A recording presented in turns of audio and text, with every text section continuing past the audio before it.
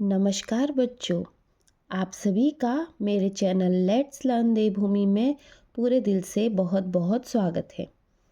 बच्चों, जैसा कि आप सभी जानते हैं, चैनल पे चल रही है उत्तराखंड सीरीज़, जिसमें वर्तमान में हम बात कर रहे हैं उत्तराखंड के विगत वर्षों के प्रश्नोत्तर। 30 दिन की ये मास्टर क्लास है, जिसका आज हमारा 24वां दिन है। इन मास्टर क्लासेस में हम वही प्रश्न डिस्कस कर रहे हैं जो उत्तराखंड की विभिन्न परीक्षाओं में कभी ना कभी पूछे जा चुके हैं। स्क्रीन पर आपको प्रश्न दिख रहे होंगे। ज़्यादा समय बातों में व्यर्थ ना करके हम प्रश्नों की तरफ बढ़ेंगे और हमेशा की तरह उम्मीद यही रहेगी कि आप मुझसे पहले प्रश्नों का उत्तर दे सकें। आज का पहला प्रश्न है, गढ़वाल पेंटिंग्स पुस्तक के लेखक हैं। रिपीट हो चुका है क्वेश्चन काफ़ी बार ये, तो अब तक आपको इसका आंसर याद हो चुका होगा। गढ़वाल पेंटिंग्स पुस्तक लिखी थी हमारी बैरिस्टर मुकुंदी लाल जी ने।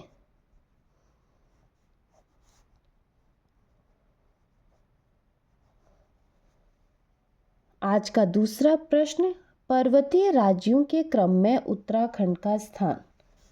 तो पर्वतीय राज्यों में जब उत्तराखंड राज्य बना था तो इसका स्थान कौन सा हुआ? 11वां। यह 11वां पर्वतीय राज्य बना था। आज का तीसरा महत्वपूर्ण प्रश्न, राजकीय वृक्ष बुरांस का वैज्ञानिक नाम क्या है? मैंने आपको पहले भी बोला था वैज्ञानिक नाम आपको सबके याद होने चाहिए। तो बुरांस का जो वैज्ञानिक नाम है वो क्या है? रोडोडेंड्रॉन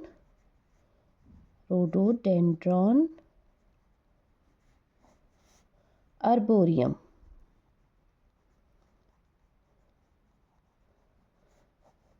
बुरांस का वैज्ञानिक नाम क्या है? Rhododendron arboreum. अगला प्रश्न, राज्य के प्रथम निर्वाचित मुख्यमंत्री कौन? याद रखो, प्रश्न में निर्वाचित लिखा हुआ है, सिर्फ मुख्यमंत्री नहीं पूछ रहा है वो। निर्वाचित मुख्यमंत्री कौन थे सबसे पहले? हमारे नारायण दत्त तिवारी।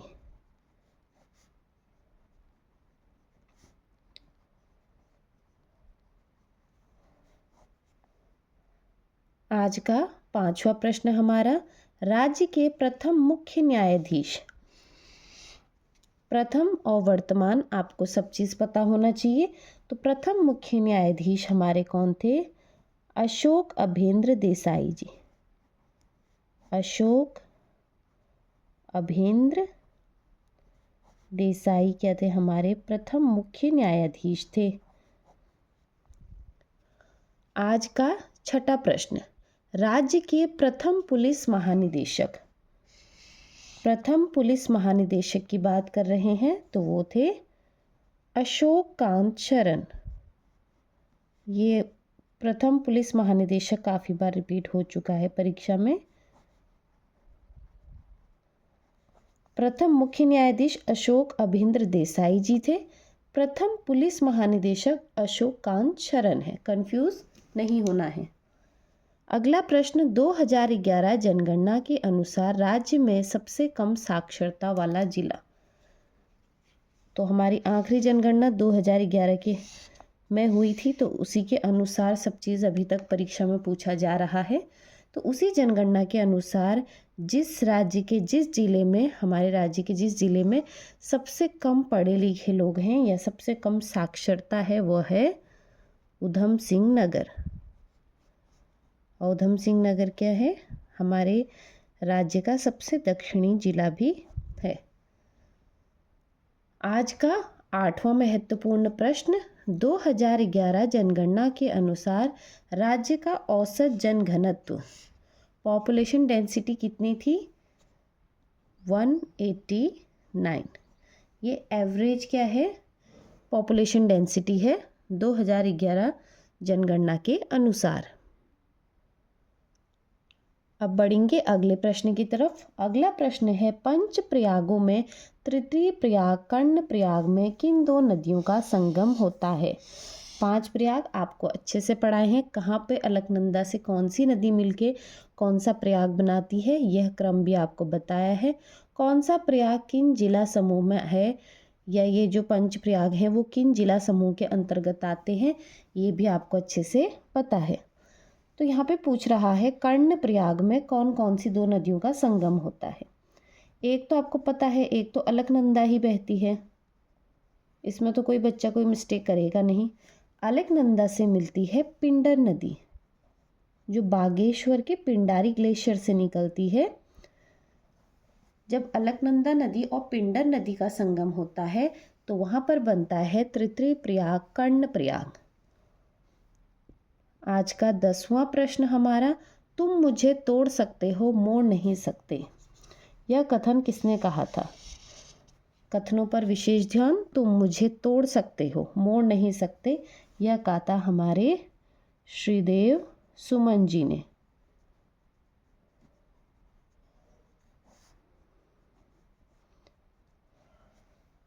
आज का 11वां महत्वपूर्ण प्रश्न, गोविंद वल्लभ पंत जी को भारत रत्न मिला था। यह भी प्रश्न रिपीट हो चुका है। तो इनको भारत रत्न मिला था 26 जनवरी 1957 को। आज का 12वां महत्वपूर्ण प्रश्न, राज्य से प्रथम महिला सांसद बनी थी। तो हमारे उत्तराखंड से सबसे पहली जो महिला सांसद बनी थी उनका नाम पूछा गया था पेपर में, तो वह था कमलेंदुमती शाह।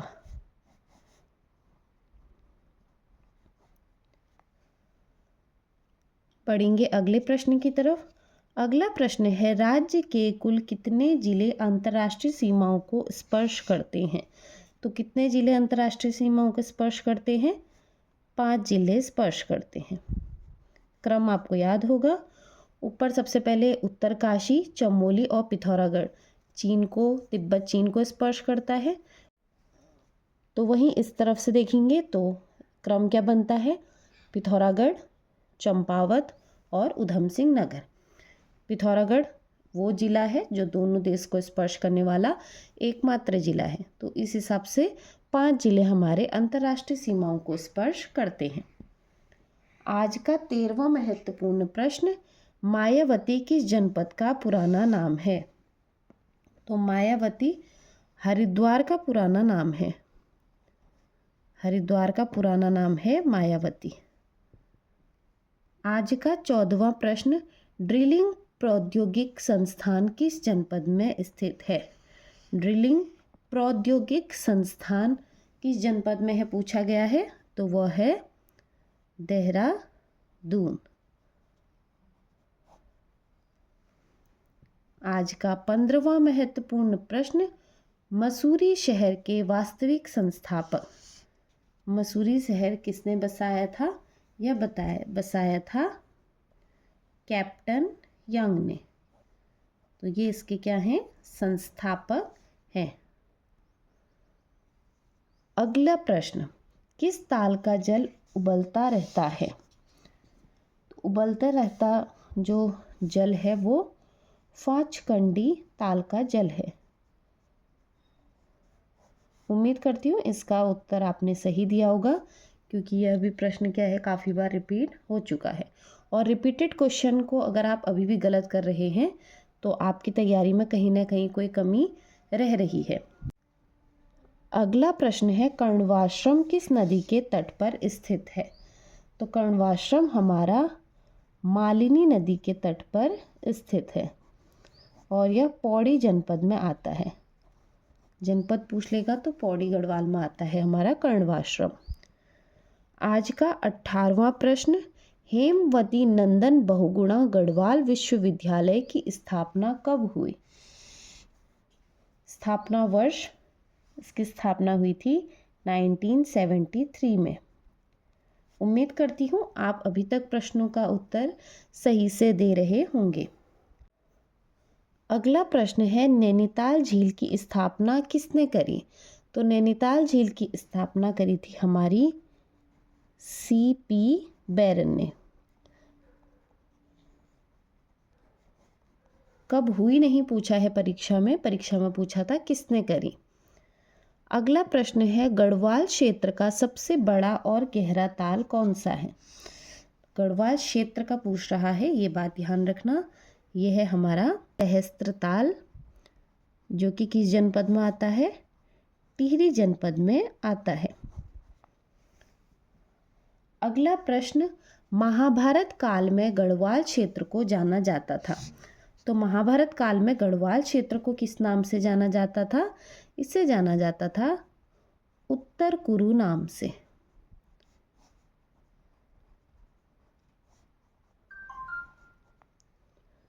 आज का 22वां महत्वपूर्ण प्रश्न, 2011 जनगणना के अनुसार राज्य का सबसे कम जनसंख्या वाला जिला। सबसे कम जनसंख्या किसकी है? वो है हमारी रुद्रप्रयाग की।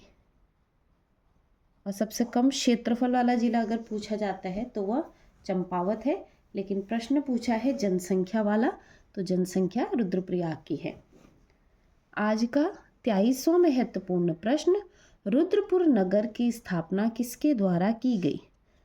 रुद्रपुर प्रसिद्ध नगर है, कहाँ का? हमारे उत्तराखंड का। तो इसकी स्थापना करी थी रुद्रचंद्र ने। रुद्रचंद्र ने स्थापना करी या बसाया रुद्रपुर नगर को। आज का 24वां महत्वपूर्ण प्रश्न, रंग बिरंगी तितलियों का संग्रहालय कहाँ स्थित है? तो यह हाल फिलहाल की परीक्षा में पूछा हुआ प्रश्न है। रंग बिरंगी तितलियों का जो संग्रहालय है वह भीमताल में स्थित है। और आज का हमारा आखिरी महत्वपूर्ण प्रश्न, गढ़वाली ठाठ कहानी के लेखक कौन है? तो गढ़वाली ठाठ, ये भी हाल फिलहाल की परीक्षा में पूछा हुआ प्रश्न है। गढ़वाली ठाठ कहानी के जो लेखक हैं वह हैं सदानंद कुकरेती।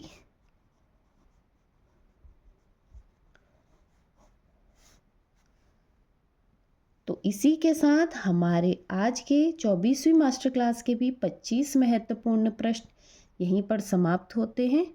उम्मीद करती हूँ मेरा पढ़ाया आपको समझ में आया होगा और मुझसे पढ़ाने में कोई त्रुटि नहीं हुई होगी, ऐसी उम्मीद मैं खुद से भी करती हूँ। बाकी आप मेरे वीडियो को ज़्यादा से ज़्यादा शेयर कीजिए, ज़्यादा से ज़्यादा बच्चों तक इस वीडियो को पहुँचाएँ, ताकि अन्य बच्चों की भी मैं क्या कर सकूँ? सहायता कर सकूँ। बाकी आप सभी का मेरे चैनल से जुड़े रहने के लिए पूरे दिल से बहुत बहुत धन्यवाद।